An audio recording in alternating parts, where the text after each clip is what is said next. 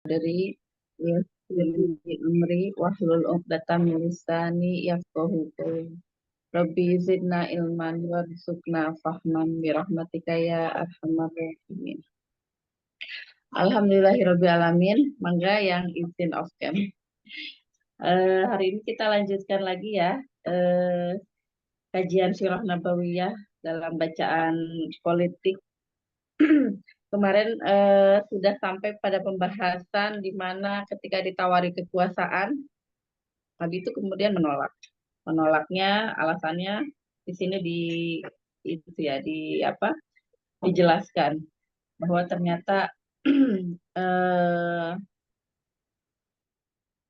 walaupun kekuasaannya itu dibutuhkan mungkin oleh Islam saat itu, tapi memang tidak memungkinkan atau belum siap karena negara yang tidak didirikan atas dukungan rakyat nanti pasti akan berakhir tidak lama setelah didirikan. Yang kedua, dukungan negara itu membutuhkan struktur aparat manusia yang memiliki keimanan yang sangat kuat. Jadi keimanan individu ya yang sangat kuat. Jadi dan saat itu belum orangnya juga belum banyak gitu kan. Yang ketiga, pendirian negara di tengah-tengah musuh eh, sesungguhnya menyimpan resiko besar bagi kedudukan dan reputasi negara. Kemudian sesungguhnya negara yang diinginkan oleh Rasulullah adalah negara yang didirikan sendiri bersama generasi Islam ya, bukan negara ciptaan musuh-musuh Islam seperti sekarang ini banyak sekali negara yang dibikin oleh musuh-musuh Islam atau negara itu merdeka dengan sokongan penjajah. Baik, mungkin itu kita akan lanjut ke eh, berikutnya ya, ke poin 3 hasil perlindungan hasil perundingan para pemimpin Quraisy. Insya Allah sudah siap, mangga Bu Ifah dilanjutkan. Ya, bismillahirrahmanirrahim. Assalamualaikum warahmatullahi wabarakatuh. Waalaikumsalam warahmatullahi wabarakatuh.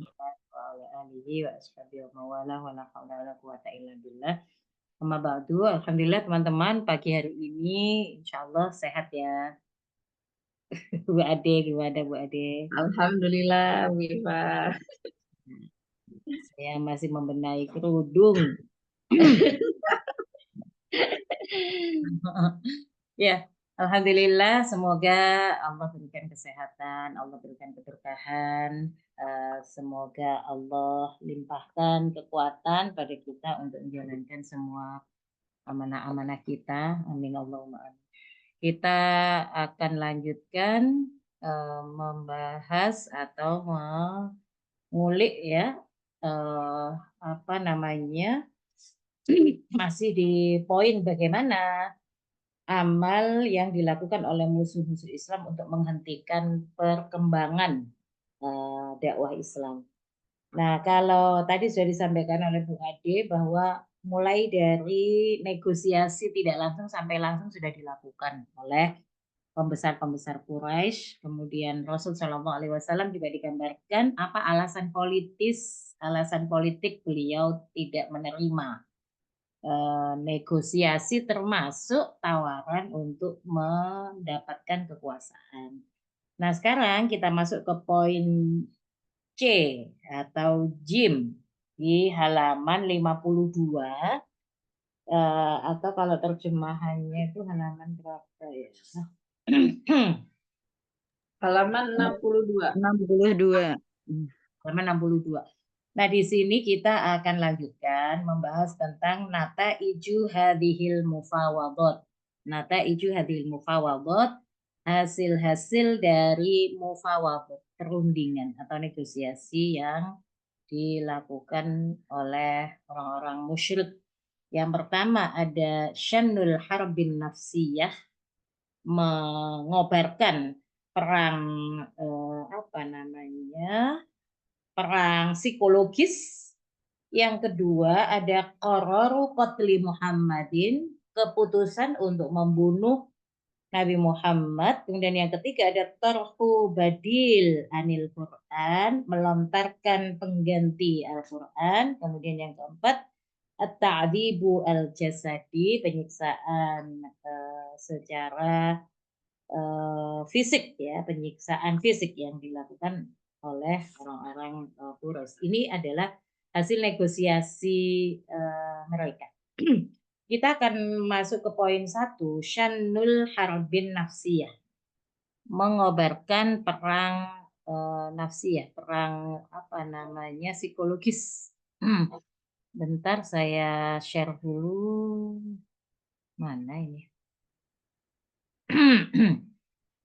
Nah, kita ingat ya di bagian sebelumnya bahwa mereka memang juga sudah melakukan beberapa mufawadah, beberapa upaya secara tidak langsung ingin menghentikan dakwah. Nah, itu juga dengan perang psikologis. Nah, sekarang kita akan lihat hasil dari perang psikologis itu yang dimaksud seperti apa dari perundingan-perundingan tadi.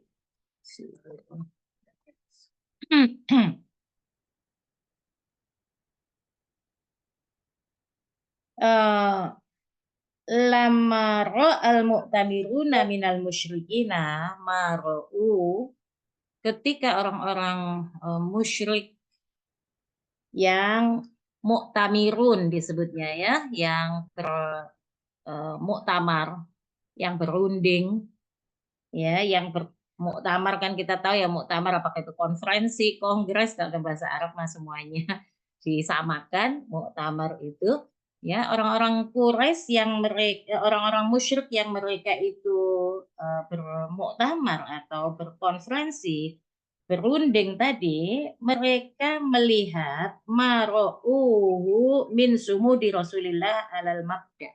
Melihat apa? Melihat apa yang bisa mereka saksikan ketika mereka menimbang apa yang bisa mereka saksikan bahwa Rasul Shallallahu Alaihi Wasallam itu memiliki yang mereka sebut masomaduhu, apa, maro'auhu min sumu di Rasulillah, afwan. Mereka melihat apa yang terjadi pada Rasul Shallallahu Alaihi Wasallam min sumudi Rasulillah alal mabda, dari somud gitu kalau kita biasa melafazkan, memahami apa namanya surat Al-Ikhlas, qul huwallahu ahad Allahus samad, Allah tempat bergantung. Maksudnya apa? Ini apa namanya, keteguhan, ketabahan. Nah, seperti itu. Ketika mereka melihat ketabahan, keteguhan yang dimiliki oleh Rasulullah SAW terhadap mabda, warafdihi, atofnya kepada min tadi, warafdihi, dan penolakannya Rasul jami'a ma aradu alaihi, penolakan terhadap semua apa yang mereka tawarkan minal mughriyat. Mughriyat itu kalau bahasa Inggris attraction, sesuatu yang menarik, sesuatu yang menggiurkan. Apa yang mereka tawarkan berupa bermacam-macam mughriyat, bermacam-macam tawaran menggiurkan, li'annaha, karena tawaran-tawaran itu latan sajimu ma'a mukhattatihi al-marsumi li'iqamatid daulatil Islam. Kenapa ditolak? Karena tawaran-tawaran itu tidak insijam, tidak selaras, tidak sejalan dengan muhattat beliau, yaitu rancangan beliau yang telah digariskan, yang telah dirancang li'iqamatid daulatil Islam, untuk menegakkan daulah Islam. Nah, ini yang harus kita ulang-ulang ya, bahwa sedikit mungkin dalam kajian-kajian sirah yang apa namanya klasik ya, dari ulama-ulama salaf yang secara tegas menggambarkan bahwa apa yang digariskan oleh Rasul itu adalah untuk tegaknya daulah Islamiyah. Maka kita ya dengan kajian khusus qiraah sia-sia dengan bacaan politik ini, lah negara itu kan urusan yang sangat besar. Lah urusan yang kecil saja benar-benar diperhatikan untuk ditegakkan, apalagi urusan yang sangat besar. Kan nggak apa namanya, aneh ketika urusan yang sangat besar tidak diperhatikan dan tidak kemudian ditonjolkan. Karena itu di kitab, Profesor Rawas, Ustadz Rawas Al-Anjini, memang ditegaskan berulang-ulang beliau ingin mengatakan bahwa mukhattat al-marsum, rancangan yang telah digariskan itu adalah liiqamati daulatil Islam. Sehingga semuanya dalam konteks Rasul mendakwahkan Islam, membuka hubungan untuk mengenalkan Islam, menawarkan Islam kepada pemuka-pemuka kabilah, kepada pemimpin-pemimpin suku. Demikian pula kebalikannya, orang-orang musyrik yang ingin menghalangi bukan sekedar menghalangi orang masuk Islam, bukan sekedar menghalangi orang untuk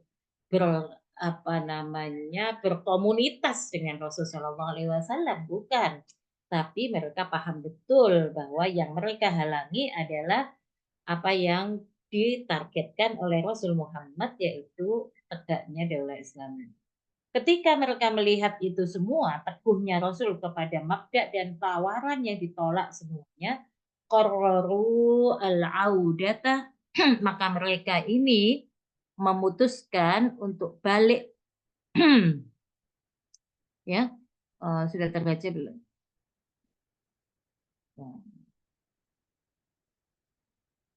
Ini di tempat Belum. saya ini kayaknya beberapa hari ini agak gangguan sinyal. Jadi Ya, saya baru muncul bisa.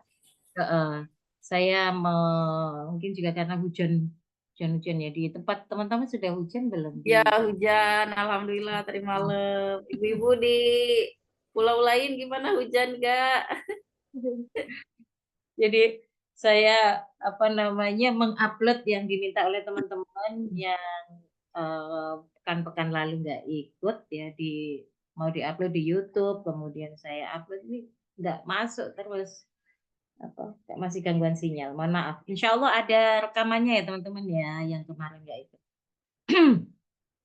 Maka qarraru al-audata ila syannil harbiyah, ila syannil harbin nafsiyah. Mereka akhirnya memutuskan, ini ya teman-teman ya, yang bagian atas ini. Mereka memutuskan untuk kembali kepada mengobarkan perang psikologis, la'allahum yatawassaluna bidzalika ila tahtimihi nafsiyan. Ya, untuk apa kembali ke perang psikologis? Mereka berharap mereka bisa dengan perang psikologis itu menghantarkan kepada tahtim, ya. Tahtim itu menghentikan atau membungkam nafsiyan secara psikologis. Wadhalika, yang demikian itu dilakukan bitorhi ba'dil matalibi bi uslubis sakhiril mustahzi'il musyiri bi dha'fi Rasulillah sallallahu alaihi wasallam wa ajzihi an tahqiqi ayyi syai'in. Caranya perang psikologisnya seperti apa? Ya, pada kali yang berikutnya ini, ya, keputusan yang berikutnya ini, mereka memutuskan perang psikologisnya adalah bitorhi ba'dil matalib, dengan melontarkan tuntutan-tuntutan, melontarkan sebagian tuntutan bi uslubis sahir al mustahzi, dengan model-model sahir. Ya kalau kita biasanya sahir itu merendahkan, membuli. Al mustahzi yang konyol, yang istihza. Ya. Al musyir yang membuat harapan mereka ya, orang bisa merasakan. Yang merasakan fi Rasulillah, merasakan kelemahan Rasul wa ajzihi, dan ketidakmampuannya antahqiqi ayyi syai'in, untuk merealisir apapun. Kebayang ya, kalau dituntut begini begini begini, nanti kan jadi ketahuan, dia nggak bisa memenuhi semua tuntutan itu. Nah, maksudnya begitu. Tapi tuntutan yang dimaksud adalah tuntutan yang memang sahir mustahzi. Tuntutan yang mencemooh, melecehkan, ya tuntutan-tuntutan konyol ya. Wa yutamatsalu dzalika bima yali, dan hal itu bisa terlihat, terrepresentasikan dengan hal yang berikut. Yang pertama, tolabahum sa'atil aisy bila kaddin wala amal. Tuntutan mereka untuk sa'atil aisy, pemenuhan kebutuhan, bila kaddin, tanpa susah payah, wala amalin, dan tanpa kerja. Jadi mereka menuntut gimana bisa merubah keadaan di Mekah ini agar kehidupan menyenangkan, tapi tanpa tanpa jerih payah dan tanpa kerja ya. Kayak kalau punya lampu Aladin gimana sih? Gosok aja kemudian keluar apa yang diinginkan. Berapa? 3 permintaan. Hati-hati ya. Permintaan yang pertama, makan enak, tidur enak, semua fasilitas ada. Nah, ini yang mereka tuntut. Yang pertama, mereka mengatakan, ya Muhammadu, in kunta ghaira qabilin minna, in kunta ghaira qabilin minna syai'an mimma aradnahu alaika. Kalau jika memang engkau ghaira qabilin, engkau enggak mau nerima minna dari kami, enggak mau nerima syai'an, sesuatu yang kami tawarkan kepada engkau, berarti enggak menggiurkan dong tawaran kami untuk mengumpulkan semua harta, untuk memberikan kekuasaan. Semua harta akan kami kumpulkan agar engkau menjadi orang terkaya di antara kami. Lah, itu tidak lebih menggiurkan. Ada yang lebih berarti. Berarti engkau punya lebih dari itu. Fa innaka qad alimta annahu laisa minan nasi ahadun udhiqa baladan. Maka engkau sudah tahu ya bahwa di tengah-tengah manusia enggak ada seorang pun atau enggak ada satu pun udhiqa baladan, ya, yang paling sempit negerinya, wala aqalla ma'an, dan yang paling sedikit airnya, wala asyadda aisyan minna, dan tidak ada bangsa manapun, negeri manapun yang paling susah hidupnya, yang paling keras hidupnya dibandingkan kita gitu. Jadi sudah, kalau gitu engkau kan udah tahu susah payah loh kita ini, di sini ada air, nggak ada apapun. Fasallalana rabbaka alladzi ba'atsaka bima ba'atsaka bihi fal yusayyir anna hadhil jibala allati qad dayyiqat alaina waliyabsut lana biladana waliyafjir lana fiha anharun ka anharis syami wal iraq. Kata mereka, kalau begitu sampaikan, alirkan kepada kami dari Rabb-Mu yang telah mengutusmu dengan apa-apa yang engkau diutusnya bawa, atau dengan apa-apa yang engkau bawa. Fal yusayyir anna, maka ringankan, maksudnya hilangkan begitu, aljibal, bukit-bukit yang menghimpitkan, yang menyempitkan kami. Waliyabsut lana biladana, dan hamparkan, luaskan negeri kami ini biar lega. Waliyafjur lana fiha anharon, dan pancarkan sungai-sungai yang tadi kekurangan air, pancarkan sungai-sungai seperti sungai-sungai yang ada di Syam dan Irak. Sungai Efrat, sungai Tigris. Di tempat-tempat lain ada, kami tahu mereka jadi negara yang berlimpah, subur, area yang didatangi oleh banyak orang karena area yang banyak airnya, area yang luas, dan seterusnya. Waliyab'ats lana ma madha min abaina, ya. Dan mereka juga katakan, dan hidupkan, ya ba'ats, bangkitkan Untuk kami, nenek moyang kami yang sudah lewat, nenek moyang kami yang dulu sudah mati. Wal yakun fi man yab'atsu lana minhum Qusay bin Kilab. Dan yakun, jadikanlah di antara orang yang dibangkitkan atau dihidupkan kembali dari nenek moyang kami itu ada Qusay bin Kilab. Nah, tuntutannya seperti itu. Wa innahu kana syaikhu sidqin. Karena sungguhnya dia, Qusay bin Kilab ini adalah syaikhu sidqin. Dia adalah syekhnya yang jujur. Sesepuh kami yang paling jujur. Jadi yang dibangga-banggakan itu adalah Qusay bin Kilab. Fanas'alahum amma taqul. Ya, apa namanya? Agar kemudian kami bisa bertanya kepada nenek moyang kami, amma taqul. Apa yang engkau katakan? Ahakun ambatilun. Apakah yang engkau kampanyekan itu hak ataukah batil? Fa in sodaquka wa sona'ta ma sa'alnaka sodaqnaka wa arafna bihi manzilataka minallah. Kalau kemudian mereka nenek moyang itu membenarkan apa yang engkau katakan, wa sona'ta, dan juga membenarkan apa yang engkau kerjakan, masa alnaka, kami nggak akan tanya-tanya lagi kepadamu. Sodaknaka, ya.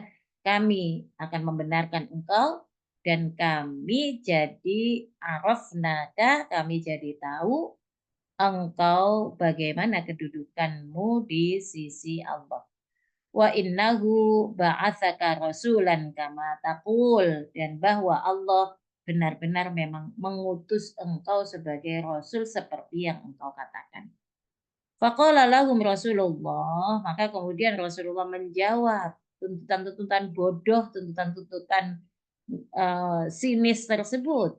Ya, kepada mereka Rasulullah katakan, ma hadza ma bihadza bu'istu ilaikum. Bukan untuk tujuan seperti ini aku diutus kepada kalian. Innama ji'tukum minallah bima ba'atani bihi. Semuanya tidak lain aku mendatangi kalian dengan apa yang Allah berikan. Allah utus aku kepada kalian, wa qad balaghtu ma ursiltu bihi ilaikum. Dan sungguh aku benar-benar telah menyampaikan apa saja risalah yang telah diberikan oleh Allah kepadaku, ilaikum, kepada kalian. Fa in taqbaluhu fahuwa haddukum fid dunya wal akhirah.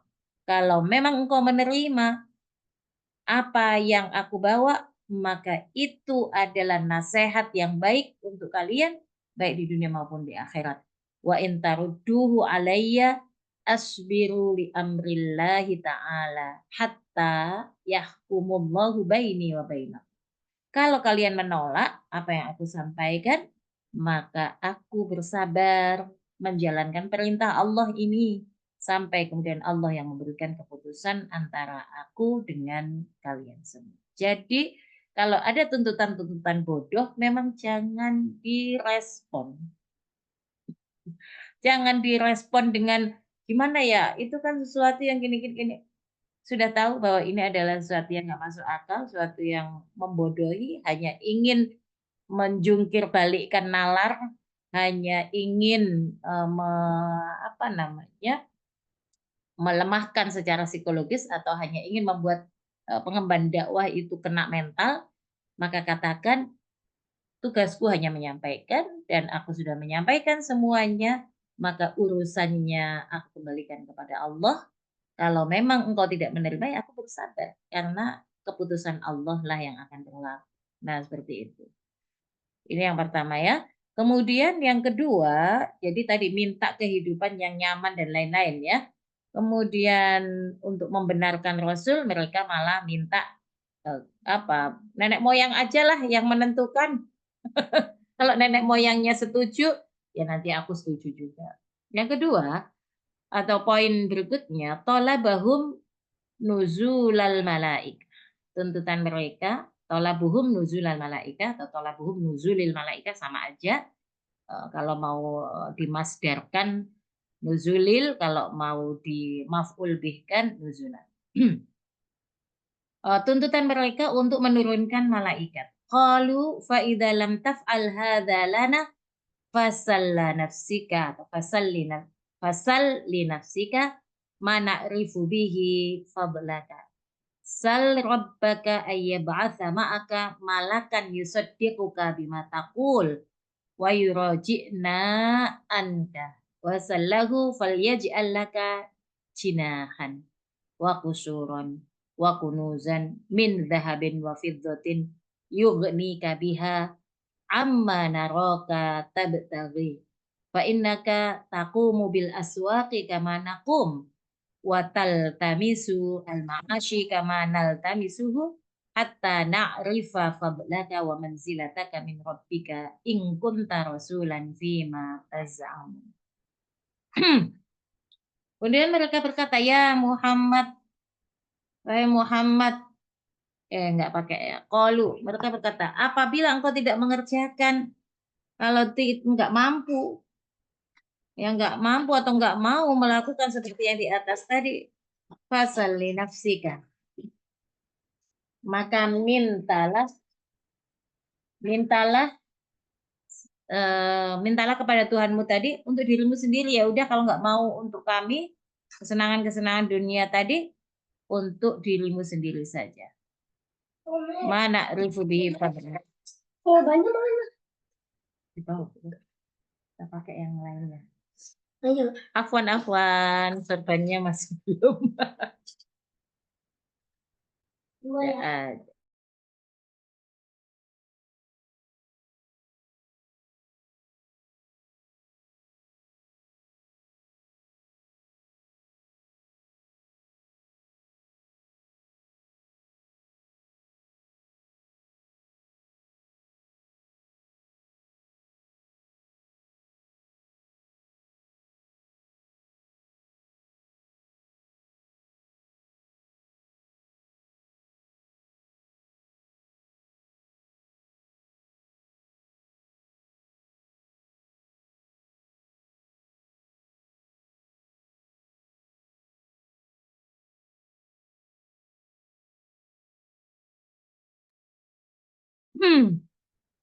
Maka minta aja untuk dirimu sendiri tadi.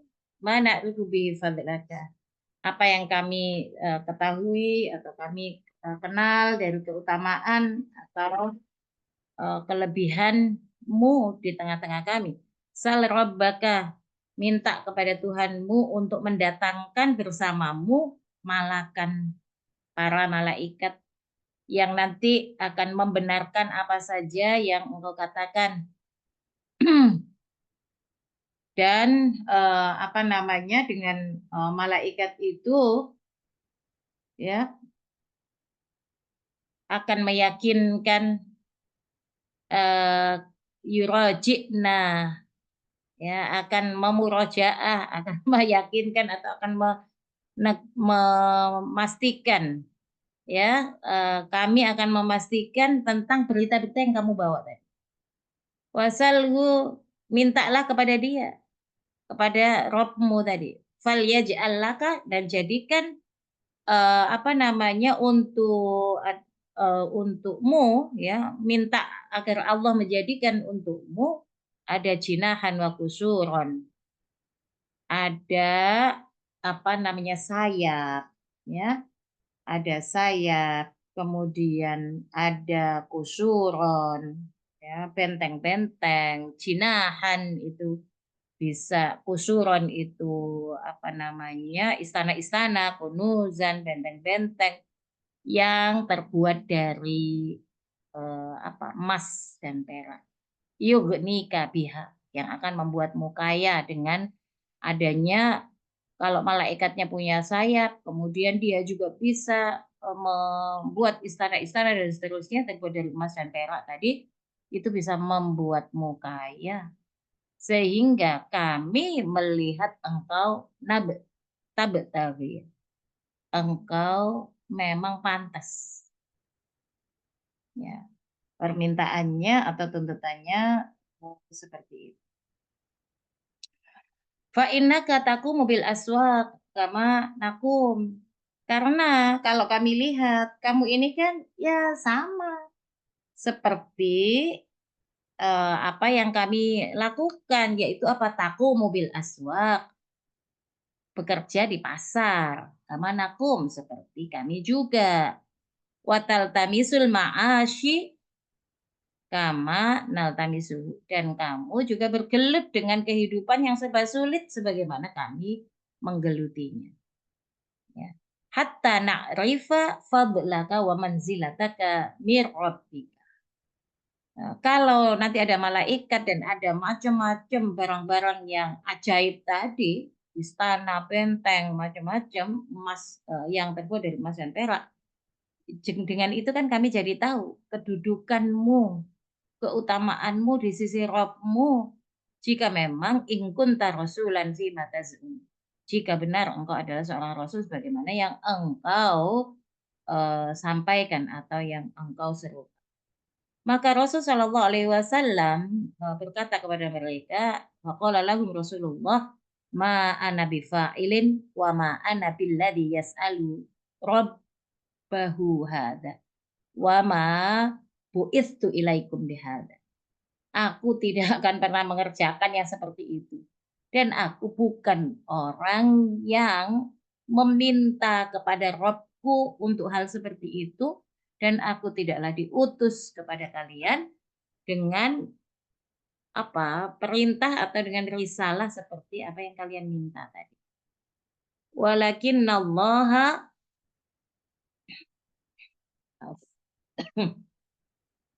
ba'atsani basyiran wa nadhiran. Akan tetapi Allah Ta'ala mengutusku justru untuk membawa berita gembira dan sekaligus membawa peringatan. Fa in taqbalu ma ji'tukum bihi fa huwa haddukum fid dunya wal akhirah. Kalau kalian menerima apa yang aku datangkan kepada kalian, maka itu adalah nasihat kebaikan bagi kalian di dunia dan akhirat. Wa in tarudduhu alayya asbiru li amrillah hatta yahkumallahu baini wa bainakum. Ya, kalau kemudian kalian menolak, ya maka aku akan bersabar terhadap perintah Allah ini sampai Allah yang memberikan keputusan antara aku dengan kalian. Qalu fa asqatas sama alaina kisafan kama za'amat anna rabbaka insya'a fa'ala. Fa inna la nu'minu laka illa an taf'ala. Faqala Rasulullah sallallahu alaihi wasallam, dzalika ila Allah. Insya'a ayyaf'alahu insya'a ayyaf'alahu bikum fa'ala. Maka kemudian ketika Rasulullah kekeh dengan apa yang apa namanya beliau afan itu yang berikutnya ya, kelihatan di sini. Ya, yang berikutnya ya, mereka mengatakan yang ketiga baru ngelihat yang di kitabnya. Mereka mengatakan apa? Tolabahum al-ihlak. Mereka menuntut kerusakan, menuntut kehancuran. Seperti cerita-cerita di masa yang lalu. Ketika Nabi Nuh tidak mampu menyeru kaumnya, ketika Nabi Sholih, ketika Nabi Lut dan seterusnya tidak tidak mendapati kaumnya menerima dakwah beliau, maka kemudian Allah menurunkan kebinasaan untuk kaum tersebut. Nah, ternyata mereka nantangin gitu. Talabahum al-ihla. Mereka menuntut atau minta ya udah binasakan saja. Mereka berkata, qalu fastutis sama alaina kisah. Kalau begitu runtuhkan. Isqot itu gugur kalau daun ya. Kalau langit berarti ya jatuhkan atau runtuhkan langit kepada kami. Kisafan sebagai satu siksaan. Kama za'amta Sebagaimana yang engkau katakan, engkau serukan, engkau klaim anna rabbaka insya'a fa'ala, bahwa Rabbmu kalau dia berkehendak maka dia bisa mengerjakan. Fa inna la nu'minu laka. Kami nggak mau beriman kepadamu illa antaf'ala, kecuali jika engkau mengerjakan. Ya, kemudian Rasul Shallallahu Alaihi Wasallam menjawab mereka, ya, dzalika ilallah, yang seperti itu adalah urusan Allah. Kalau Allah berkehendak, maka Allah akan mengerjakan seperti apa yang kau minta tadi, fa'ala, maka Allah akan lakukan. Kemudian yang berikutnya, poin ke berapa itu? ABCD, ayat keempat. Tahdidun wa wa'idun. Tahdid itu ancaman atau teror, wa'id itu juga sama ancaman ya. Jadi tahdidun wa wa'idun.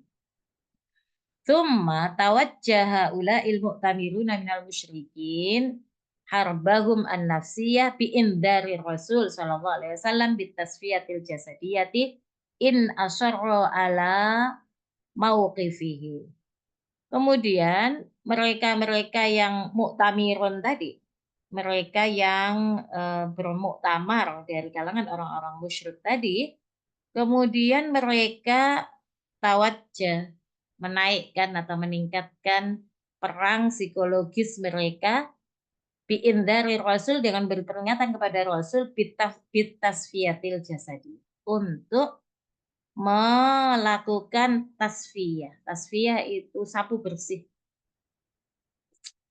Sapu bersih atau untuk menghapus sampai bersih jasadiah, ya, secara fisik.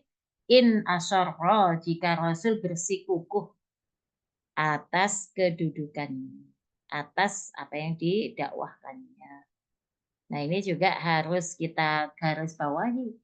Memang Rasul itu enggak pilih-pilih, enggak pilih-pilih. Mana yang didakwakan, ya semua risalah. Semua risalah. Kalau yang disukai oleh orang-orang musyrik apa? Ada sebagian yang disukai, menyambung silaturahmi disukai. Ya kan? Berbuat baik kepada perempuan disukai. Disukai. Kenapa? Karena meskipun ada tradisi membunuh anak perempuan dan lain-lain, tapi secara naluri mereka kan juga tidak menyukai. Mereka tidak menyukai. Tapi itu terjadi pada orang-orang tertentu. Dan mereka menganggapnya, ya saya nggak akan melakukan itu, tapi gimana ya? Memang sistemnya membolehkan. Nah, kalau bicara tentang silaturahmi juga begitu. Silaturahmi mungkin ada di antara mereka yang nggak mau tahu silaturahmi itu apa. Tetapi secara naluri mereka senang terhadap silaturahmi itu. Mereka senang terhadap penghormatan terhadap orang tua. Mereka tidak suka dengan berzina, mabuk-mabukan, nggak suka itu. Sehingga pada saat Rasul Shallallahu Alaihi Wasallam menyerukan agar tidak curang dalam timbangan, agar tidak berzina, misalnya ya, agar tidak berbuat buruk terhadap perempuan, bagi masyarakat secara umum ini adalah sesuatu yang menyenangkan. Pembesar-pembesar Quraisy mereka nggak bisa memungkiri itu adalah hal yang positif. Masalahnya mereka sebagai penjaga sistem, selama ini mereka membiarkan itu dan mereka bahkan menikmati keuntungan dari perilaku-perilaku yang buruk tadi. Nah, itulah yang kalau dalam sejarah misalnya dalam sirah itu digambarkan ada tradisi ini, tradisi itu yang buruk-buruk. Ya, bukan berarti orang pada waktu itu nggak bisa membedakan yang secara naluri itu baik dan buruk tadi. Mereka bisa membedakan, tapi sistemnya. Ya sama lah seperti hari ini kalau kita ngomong tentang dunia barat nih. Dunia barat itu kan sangat permisif terhadap zina, mabuk-mabukan, nggak ketahuan nasabnya karena perzinahan tersebut misalnya. Sangat permisif mereka terhadap itu. Tetapi banyak sekali riset-riset komentar-komentar, analisa-analisa yang mengatakan kerugian-kerugian dari praktek-praktek buruk itu.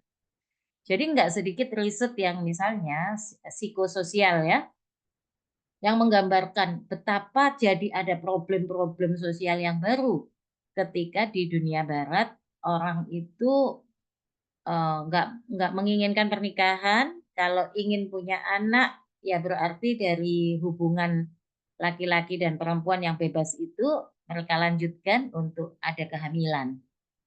Nah, jadi 7 dari 10 anak-anak di barat itu nggak tahu siapa bapaknya. Nah, itu hasil dari riset mereka. Kenapa mereka meriset 7 dari 10 orang di Eropa Barat nggak tahu siapa bapaknya?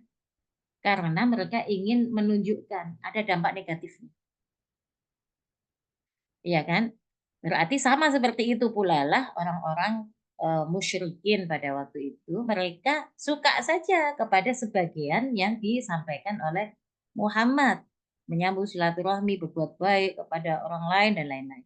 Tetapi yang jadi problem bagi mereka kan ketika Muhammad ini ngomongin soal mendirikan kekuasaan Islam itu.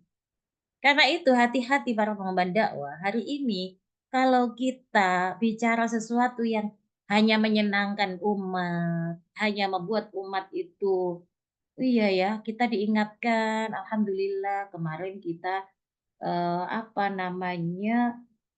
tidak sungguh-sungguh ketika sholat, ketika beribadah, tidak ada sambungan antara apa yang kita ucapkan dengan Sang Pencipta, ya.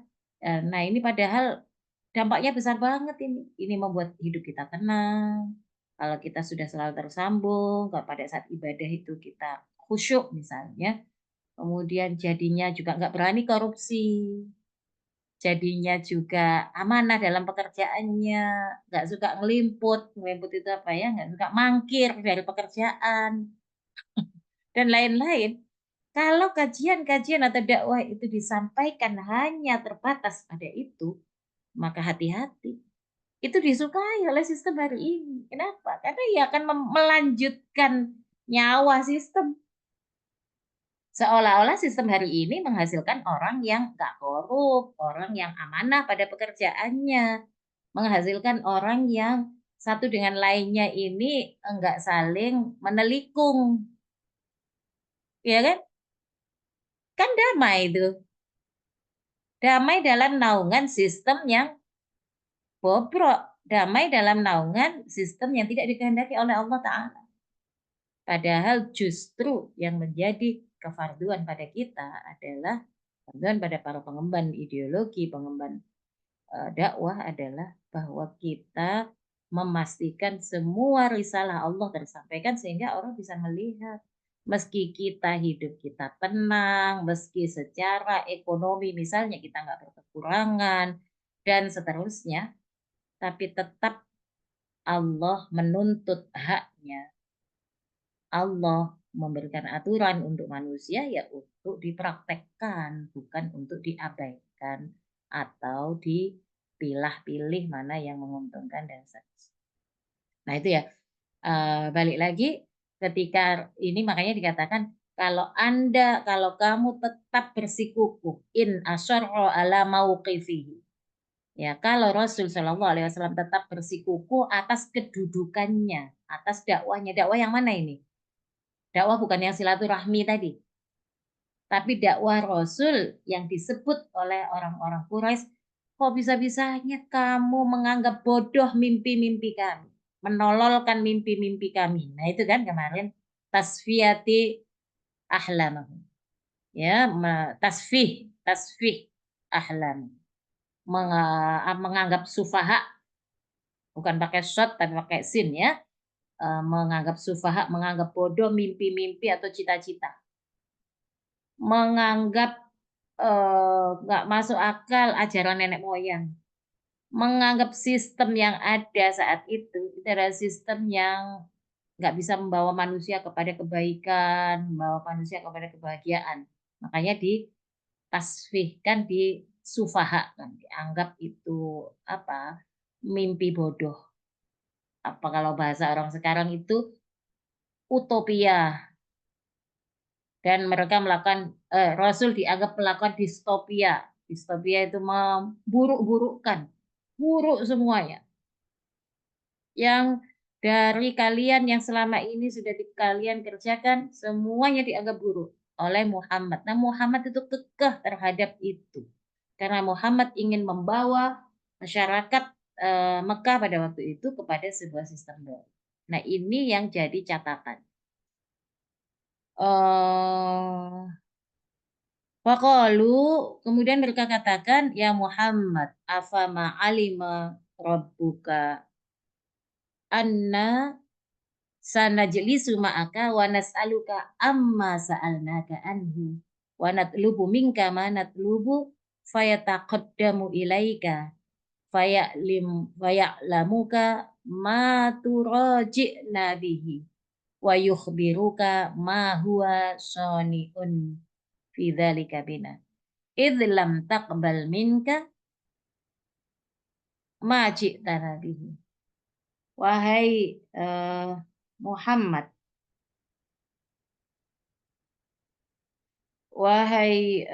Muhammad, apakah Tuhanmu tahu bahwa kami akan duduk denganmu bertanya kepadamu tentang apa-apa yang sekarang kami tanya, yang kemarin kami tanyakan kepadamu, dan minta apa-apa yang kami tuntut kepadamu, fayataqaddamu ilaika.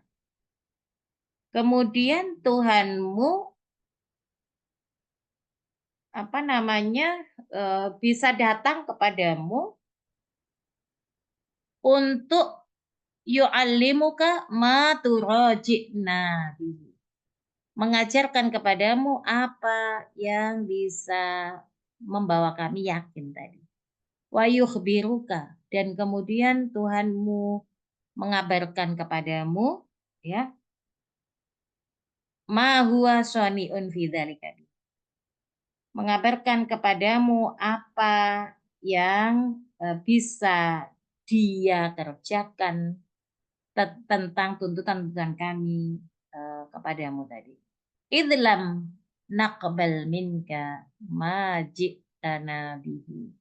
Kalau kemudian kami tidak menerima darimu, ya, apa kemudian yang datang kepadamu dari kami dengan itu semua? Apa Tuhanmu tahu?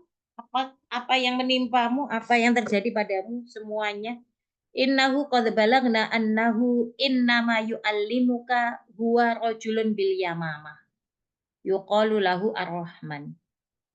Ya, sesungguhnya qad balagna telah sampai kepada kami sebuah isu, sebuah info bahwa yang ngajari engkau itu bukan Tuhan, tapi yu'allimuka hadza, yang mengajari engkau ini rajulun bil yamamah, seseorang yang tinggalnya di Yamamah. Yuqalu lahu, dikatakan kepada dia, maksudnya biasanya dia itu dikasih nama, disebut orang Ar-Rahman. Nah, Ar-Rahman ini siapa? Kita lihat di bawah ya. Poin 3, huwa Musailamah bin Habib al-Hanafi al-Ma'ruf bi Musailamah al-Kadzab. Dia adalah Musailamah bin Habib al-Hanafi. Al-Hanafi ini nama-nama untuk pembesar atau pemuka bangsa Yamamah. Ya, dia ma'ruf atau dikenal dengan nama Musailamah al-Kadzab berikutnya ya. Karena qad tusamma birrahman fil jahiliyah. Dulu sebelum dinamai Musailamah al-Kadzab, dia itu namanya Ar-Rahman. Kalau di masa Islam itu kan dikenalnya Musailamah al-Kadzab. Kenapa? Karena dia mendustakan semua yang berasal dari Islam setelah wafatnya Rasul kan. Ya, tapi sebenarnya dia dulunya juga sudah terkenal sebagai Ar-Rahman tadi. Sebagai Ar-Rahman, dan dia adalah pemuka suku Yamamah. Nanti kita juga bisa membahas ya, ada lagi itu Raja Yamamah. Ya, nanti kita bisa bahas ada Raja Yamamah yang dia memboikot ekspor gandumnya ke Mekah setelah dia masuk Islam gitu ya. Ada cerita-cerita gitu ya setelah nanti masa Islam. Tapi kasih catatan saja di situ ada Yamamah, kemudian ada Al-Hanafi. Nah, kalau raja itu namanya Sumamah bin Usail Al-Hanafi. Nah, ini kata orang-orang Quraisy tadi, jadi kamu tuh sebenarnya bohong, kamu tuh diajarin oleh Musailama yang dinamai atau yang tenar dengan nama Ar-Rahman. Wa inna wallahi la nu'minu bir-Rahman. Kami demi Allah kami enggak akan pernah percaya kepada Ar-Rahman selama-lamanya. Faqad u'adzirna ilaika ya Muhammad, dan kami peringatkan kepada Muhammad, wa inna wallahi la natrukuka wa ma balaghta minna hatta nuhlikaka au tuhliku. Ya, demi Allah sungguhnya kita enggak akan membiarkan apa-apa yang kau sampaikan, enggak akan membiarkan apa yang telah sampai kepada kami tadi sampai nuhlikaka, kami menghancurkanmu, autuhlikuna, atau kamu yang menghancurkan kami. Walamma qalu dzalika li Rasulillah, ketika mereka mengatakan itu kepada Rasul, qama anhum. Ya, dan Rasul itu berdiri, wa qama ma'ahu Abdullah bin Ubay bin Abi Umayyah bin Al-Mughirah, dan juga berdiri bersama beliau Abdullah bin Abi Umayyah bin Mughirah. Dia ini siapa? Wahwa ibnu ammatihi. Dia ini adalah anak bibinya Rasul dari jalur ayah. Wa kana kafiron. Pada waktu itu dia masih kafir. Faqala lahu, kemudian dia katakan, ya Muhammad, aradu alaika qaumuka ma aradu falam taqbalhu minhum. Wahai Muhammad, kaummu sudah menawarkan kepadamu, menyampaikan kepadamu apa-apa yang mereka sampaikan tadi, dan engkau tidak menerima apapun yang mereka sampaikan. Tsumma sa'alu kali anfusihim umuran liya'rifu biha. Ya, kemudian mereka minta kepadamu untuk diri mereka perkara-perkara agar mereka bisa mengenali engkau dengan perkara-perkara tadi, mengenali manzilataka minallah kama taqul, kedudukanmu di sisi Allah seperti apa, bagaimana yang mereka katakan. Wa yusaddiquka wa yattabi'uka. Dan kalau mereka sudah tahu kedudukanmu di mata Tuhannya, di mata Tuhanmu, maka mereka akan membenarkanmu dan mereka akan mengikutimu. Falam taf'al, tapi engkau pun nggak mau mengerjakan itu. Tsumma sa'aluka an ta'khudha li nafsika ma ya'rifuna bihi fadlaka 'alaihim wa manzilataka minallah. Falam taf'al. Kemudian mereka juga minta kepadamu, ya udah kalau bukan memberikan kepada kami ambil untuk dirimu sendiri, sehingga dengan itu bisa diketahui kedudukanmu di sisi Allah dan engkau pun tidak mau mengerjakan itu. Fa wallahi lau umina bika abadan la umina abadan bika hatta tattakhidu ila sama sulaman thumma tarqa fihi wa ana anzuru ilaika hatta ta'tiha.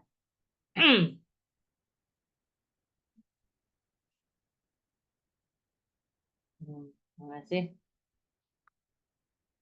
Maka sungguh aku tidak akan, fawallahi, maka demi Allah aku tidak akan beriman, ya, aku tidak akan mempercayaimu selamanya, ya, sampai tatakhidu ilas sama, engkau membuat ke langit itu ada sulaman, ada tangga, tsumma tarqa fihi, Kemudian engkau menaiki tangga-tangga itu sampai ke langit, wa ana anzuru ilaika hatta ta'tiya. Dan aku menunggu engkau melakukan itu.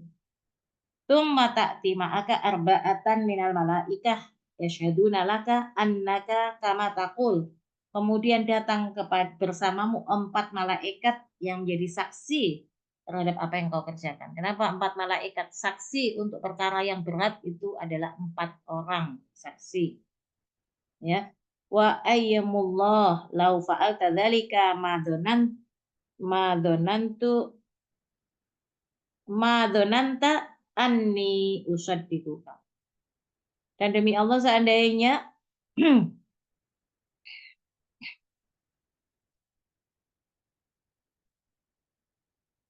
demi Allah seandainya engkau kerjakan itu sebagaimana apa yang engkau sampaikan atau engkau duga tadi, anni usaddikuka, maka aku akan membenarkannya. Tsumma insarafa an Rasulillah sallallahu alaihi wasallam wa insarafa anhu Rasulullah ila ahlihi hazinan asifan. Kemudian dia sepupunya tadi itu berpaling dari Rasulullah SAW, maka Rasulullah SAW juga kemudian berpaling, maksudnya meninggalkan, ya ila ahlihi, kembali kepada keluarganya, ya hazinan asifan, dengan sangat sedih, ya lima fatahu mimma kana yatma'u bihi min qaumihi hina da'uhu wa lamma ra'a min maba'idatihim iya, ya. Dan kenapa bersedih, ya karena apa yang terjadi pada beliau tadi, sebagaimana apa yang mereka tomak, apa yang mereka inginkan dari kaumnya tadi, menyampaikan apa-apa yang dituntut tadi, hina da'uhu, ketika Rasul mengajak mereka, walima ro'a, dan juga Rasul itu sedih karena apa yang Rasul lihat dari muba'adatihim iya, makin jauhnya mereka dari beliau. Jadi kebayang ya teman-teman, sampai minta sebanyak itu, tuntutan-tuntutan yang nggak masuk akal. Bahkan sepupu beliau sendiri tadi, yaitu siapa namanya, Abdullah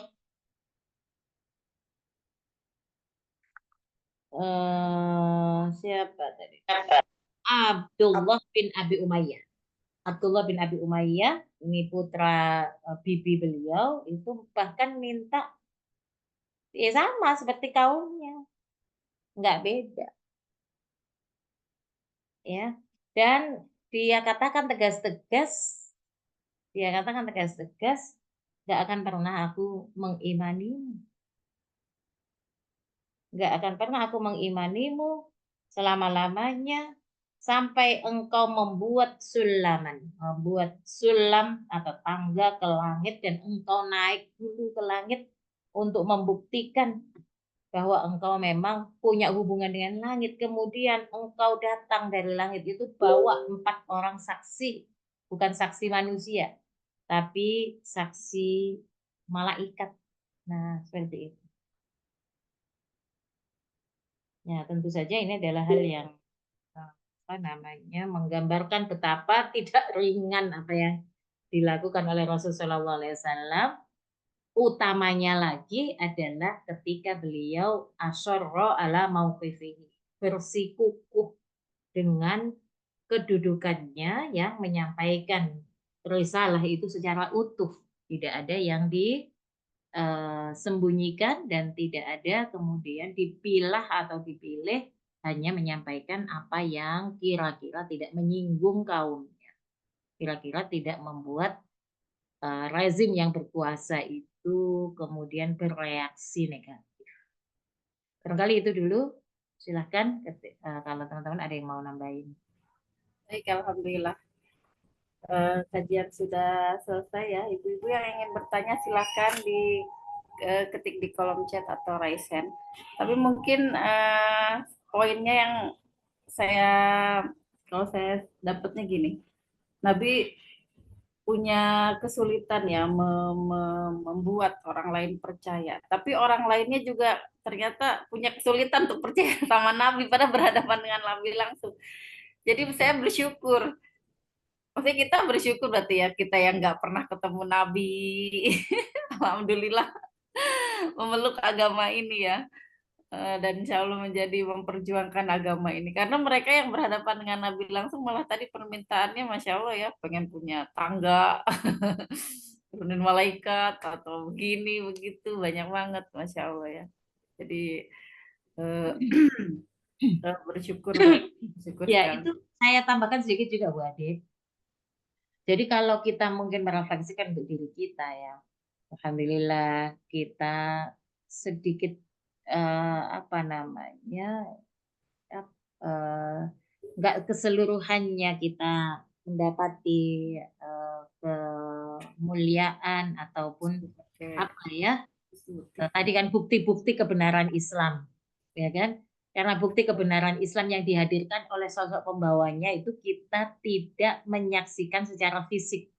Kita kan mempelajari dari sirah, kita mendalami dari pembacaan sirah tersebut, menggunakan akal pikiran kita, itu saja kita sudah bisa meyakini kebenaran Islam, kebenaran semua apa yang dibawa oleh Islam, gitu kan? Apatah lagi orang yang hari itu bukan cuman mereka apa ya mendapati kesesuaian dengan fitrah, masuk akalnya dan seterusnya untuk membuktikan kebenaran Islam. Tapi mereka juga pakai bahasa yang dipakai oleh bahasa Al-Qur'an itu sendiri gitu kan. Berarti harusnya sangat mudah bagi mereka untuk mengenali kebenaran ini. Ditambah lagi kemudian mereka itu menyaksikan secara langsung berinteraksi dengan Rasulullah SAW.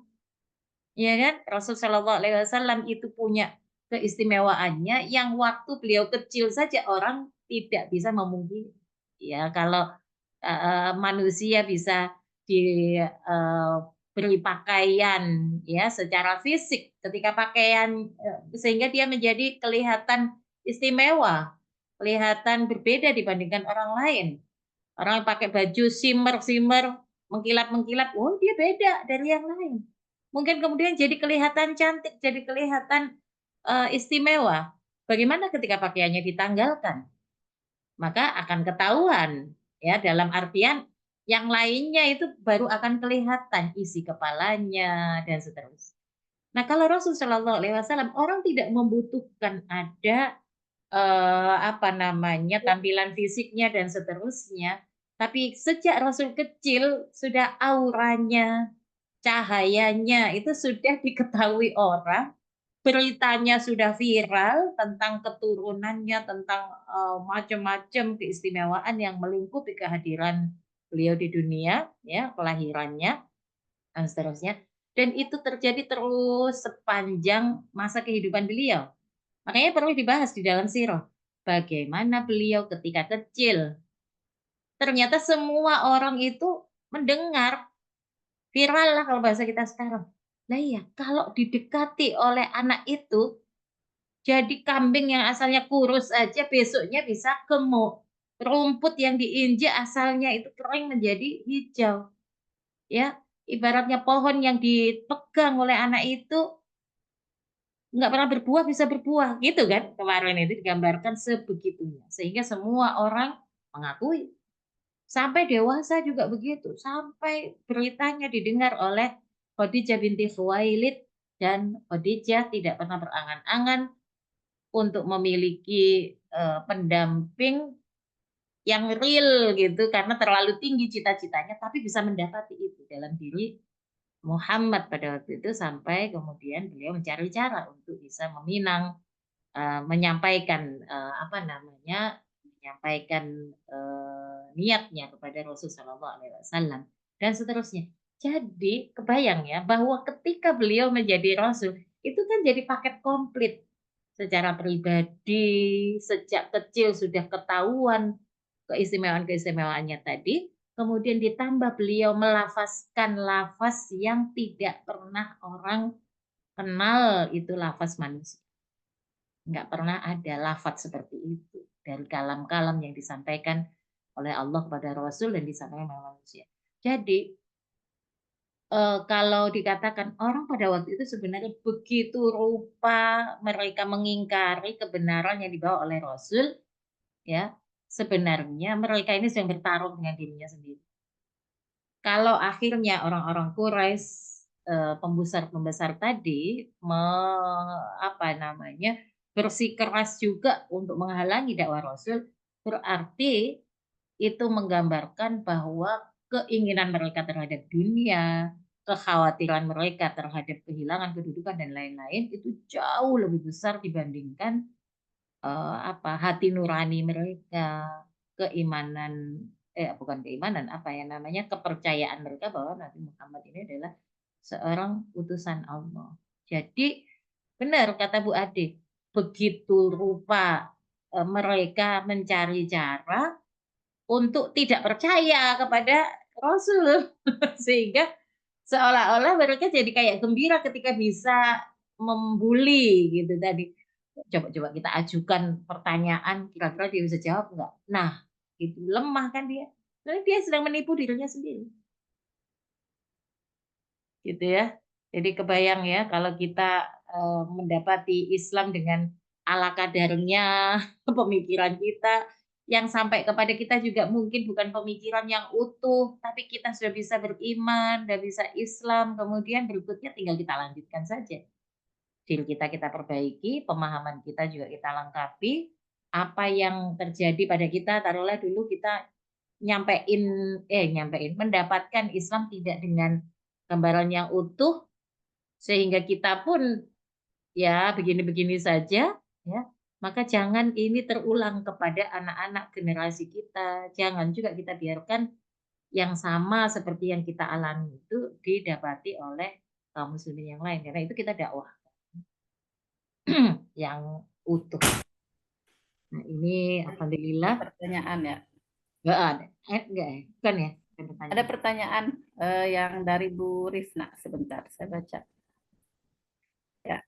Assalamualaikum Ustazah, untuk mengumpulkan banyak orang di sekitar kita, pengemban dakwah menyampaikan konten-konten dakwah yang menarik seperti keluarga samara, kemudian menjadi istri solihah, apalagi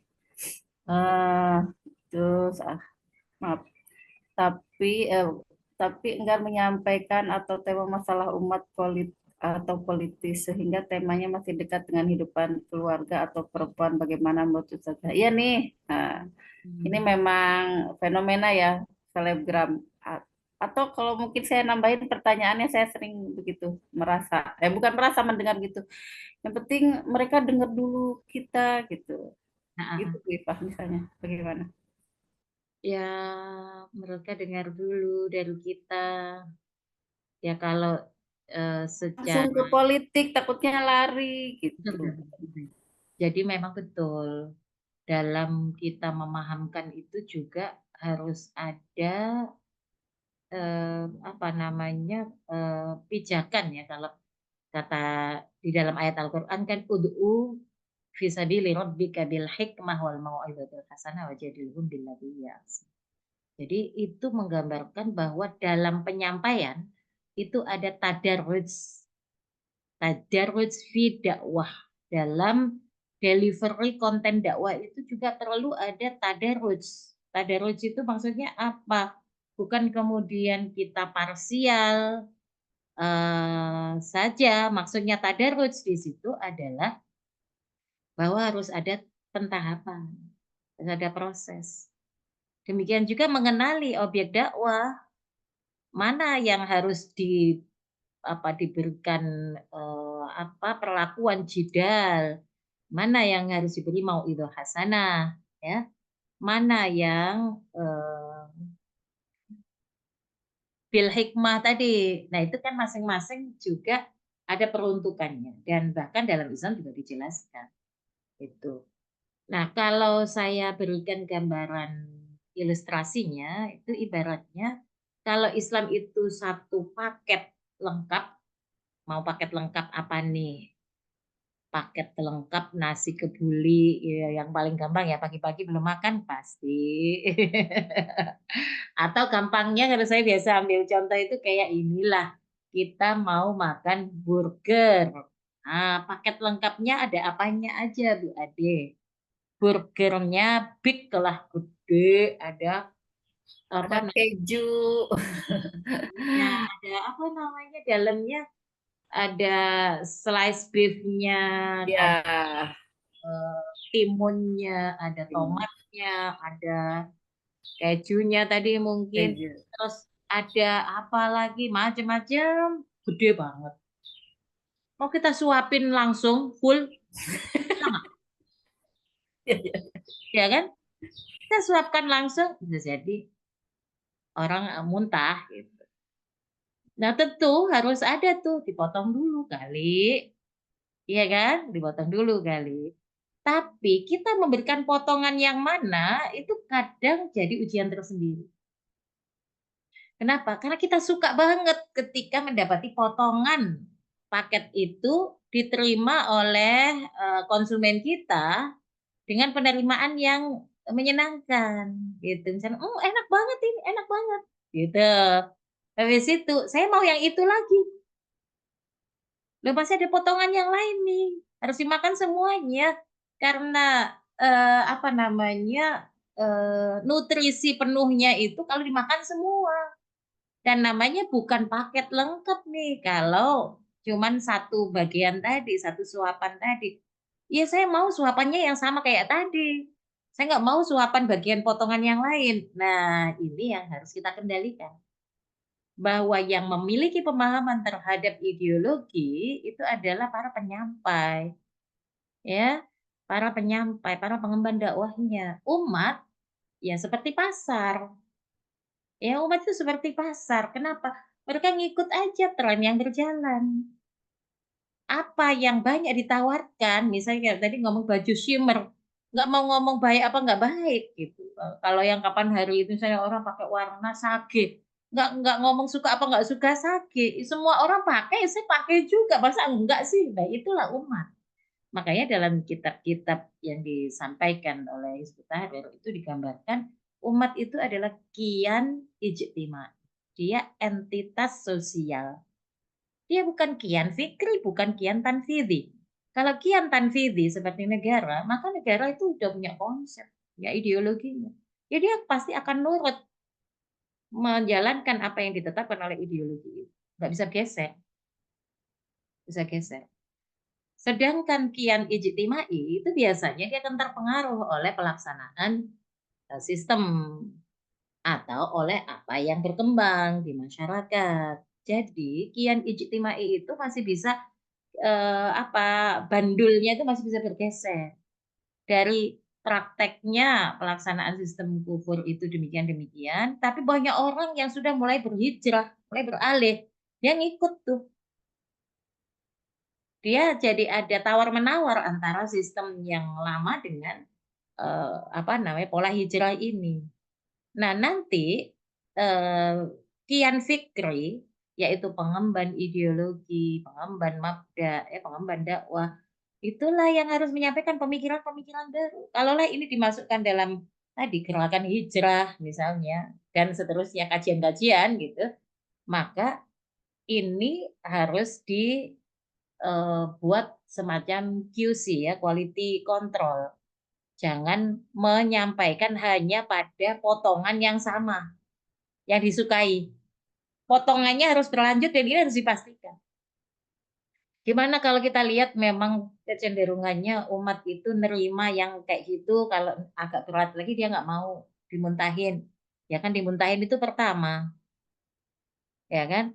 Tapi yang jelas tujuan kita menyampaikan dakwah itu adalah menyampaikan risalah secara utuh, the whole package, paket utuhnya, paket lengkapnya. Kalau kita menyampaikan paket nggak lengkap, apalagi paket ekonomis atau paket promo, paket apa lagi? Iya, iya, iya, iya, iya, iya. itu cuman tester, cuman teaser, cuman ya kayak gitu-gitu. Wah itu namanya kita nggak menyampaikan risalah. Bisa menyesatkan juga, ya kan? Nah begitu. Jadi silahkan nanti teman-teman bisa menerjemahkan. Ya, kalau kita melihat ada kecenderungan itu, boleh jadi karena sistem juga memang menghendaki demikian. Tapi kita harus memperkuat ya jati diri, konsep diri pada pengemban-pengemban ideologinya. Jadi pengemban ideologi ini yang harus bikin arus baru. Kalau ada orang bilang ini arus hijrah, arus hijrah itu ya orang tuh diperbaikilah bacaan Al-Qur'annya, berarti banyak kajian tahsin. Diperbaikilah sholatnya, banyak kajian-kajian fikih. Orang kajian-kajian fikih aja, kalau dari ulama-ulama dulu, itu kajian fikih itu pasti akan dilengkapi kok dengan sulamut taufik. Apa tadi sulam? Sulam tangga. Tangga menuju kepada taufik Allah, menuju kepada satu sense bahwa kita diberikan petunjuk kebenaran itu secara kayak secara refleks, secara otomatis saking apa namanya terlatihnya kita untuk melaksanakan ketaatan dan menjauhkan diri dari kerusakan. Itu kan biasanya kita dikasih sense oleh Allah. Nah itu, jadi tangga menuju taufik, sulamut taufik. Kitab kitab fikih Safinatun Najah. Safinatun Najah itu kitab fikih yang dasar. Tapi ditulisnya dengan kalimat, dengan judul Safina artinya perahu. Najah, selamat. Perahu itu dipakainya untuk mengarungi apa namanya air agar selamat. Nah, gitu. Tadi nanti ada pendampingnya. Sulamut taufik, tangga taufik. Nah, gitu. Jadi salah kalau kemudian kita membiarkan umat menerima kajian-kajian kita yang kaitannya dengan misalnya keluarga, kaitannya dengan apa ya? Ya, apa yang kebutuhan harian itu tadi, misalnya kaitannya dengan sholat khusyuk, kaitannya dengan ibadah harian, kaitannya dengan mendidik anak, sakinah dalam keluarga. Tapi enggak kita sambungkan kepada kebutuhan yang mendesak untuk disampaikannya dan dipraktekkannya risalah secara umum. Nah begitu. Jadi nanti kan jatuhnya seperti tadi, kita membuat atau kita mencari cara agar orang itu bisa tenang, tentram, tanpa menyadari butuh ada perubahan sistem yang rusak. Jadi itu kalau bahasa saya nih Bu Ade, kalau kita komitmen dengan menyampaikan risalah asyara bil mauqif tadi, kita itu kekeh dengan kedudukan kita menyampaikan dakwah itu adalah menyampaikan risalah secara utuh, berarti coba kita buat semacam QC, quality control gitu. Oh, dakwah-dakwah yang seperti ini bagus, tapi harus lanjutannya adalah potongan yang belum diberikan kepada umat itu sampaikan. Lah kok apa namanya pendakwah itu tidak melakukan ya ayo kita sama-sama diskusikan gitu. Kita kita apa namanya sharing dengan mereka. Gitu. Ya, lagi nih ya dari Bu Farida di Medan. Kalau kita sering dikatakan NATO nih, no action talk only, itu di IPB dulu terkenal banget. Kemudian dituntut oleh masyarakat dengan mengatakan mana sekolah gratis. Oh iya, saya pernah gini, ambulan gratis kayak bikin, mana rumah sakit gratis, mana sembako murah dan sebagainya. Apakah ini bisa disamakan dengan kondisi Rasulullah tadi, Ustazah? Kemudian dari Mbak Pur ya, halo Mbak Pur. Dan sudah seharusnya di kala fase kita ini harusnya subhat intern sudah clear, tidak menjadi penghalang, tinggal syubhat intern. Syubat itu syubat. Baca juga salah, berarti emang saya nggak ngerti. Silakan di itu. Ya. Jadi kalau dikatakan NATO sebenarnya kan ya mereka mungkin harus lebih kita sampaikan atau kita pertegas. Kita kan cuma nyampein risalah. Kalau kita nyampein risalah yang kemudian disebut NATO itu jadi hanya PHP misalnya membawa harapan palsu. Loh, kita lo nyampein risalah. Kita nyampain apa yang disampaikan oleh Rasul Shallallahu Alaihi Wasallam. Jangan lancang untuk menilai yang disampaikan oleh Rasul itu sesuatu yang tidak bisa diwujudkan, gitu kan? Kemudian, lah kan mewujudkannya gimana dong? Kok Anda nggak berbuat untuk mewujudkannya? Kita sedang berbuat untuk mewujudkannya. Kenapa? Karena risalah Allah itu apa namanya, bentuknya ada dua, ada konsep dan ada thariqah.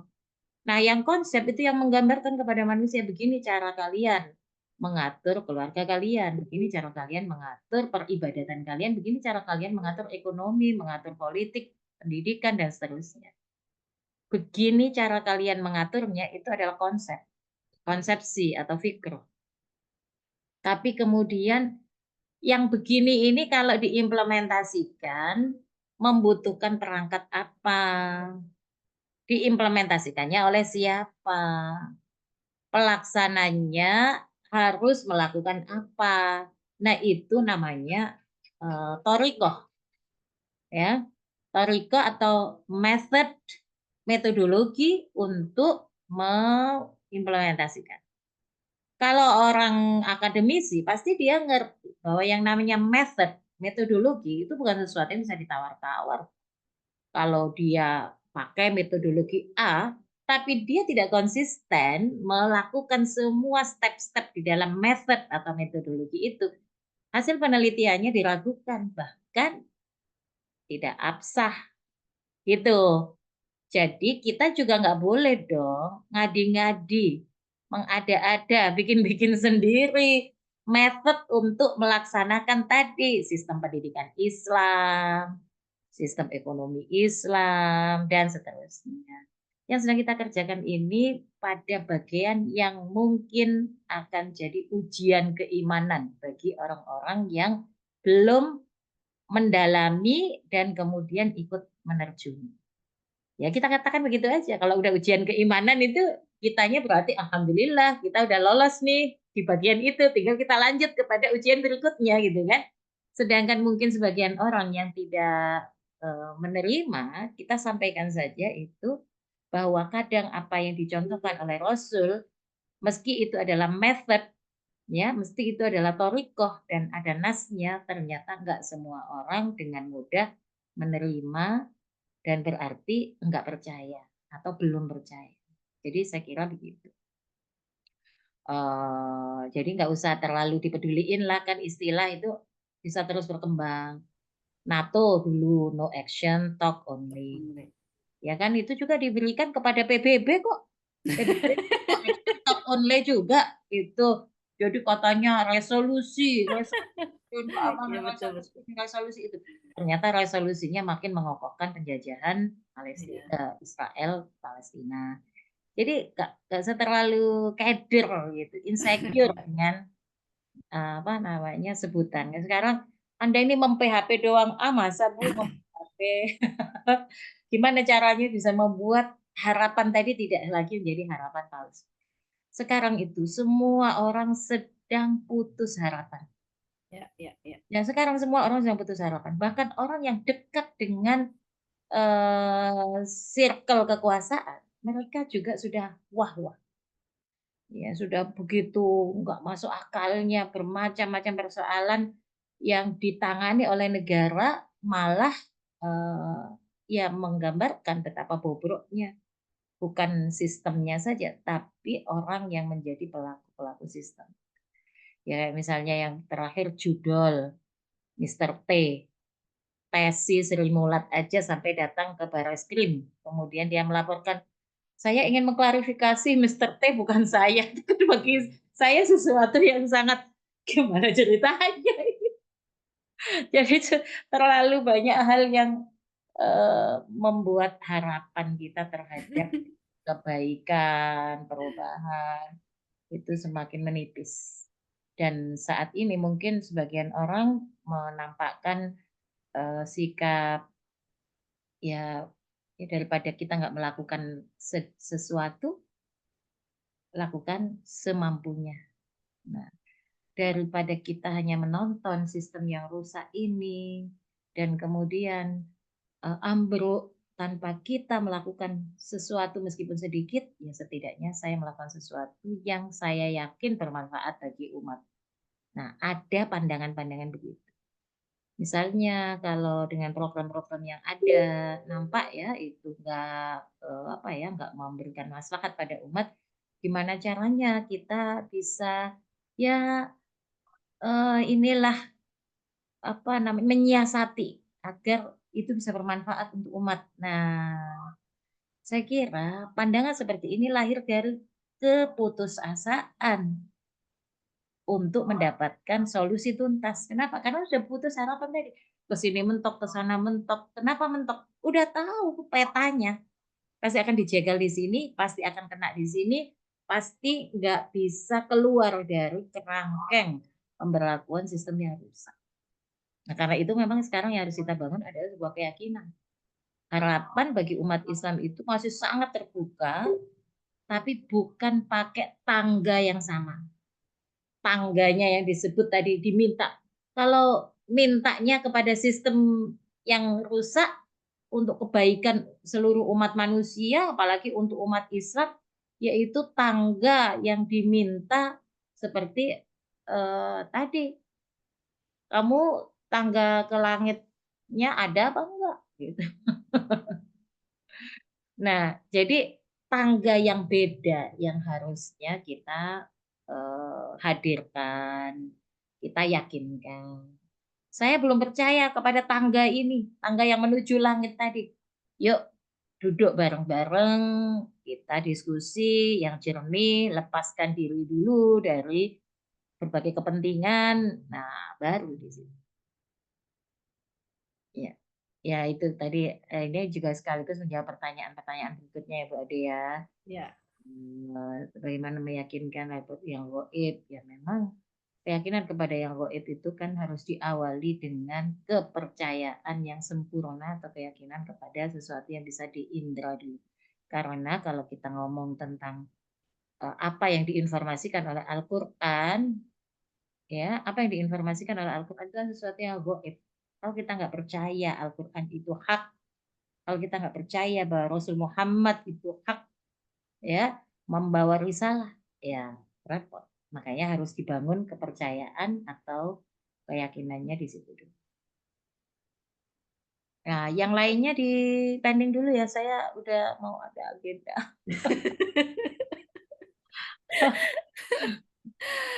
Baik ya, satu komen sama satu pertanyaan dari Bu Ibel di pending besok insya Allah ya kita lanjutkan. Ya Bu Ade di itu Ya, ya.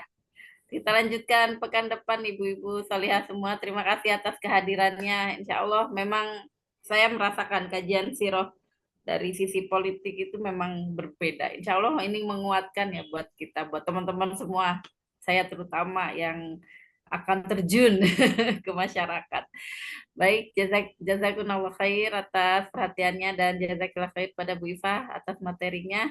Kita tutup dengan istighfar, hamdalah dan doa kafaratul majlis.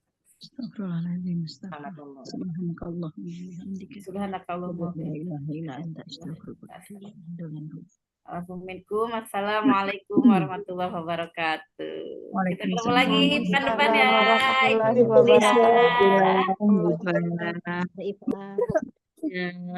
Teman-teman nanti ngecek itunya rekamannya di YouTube ya.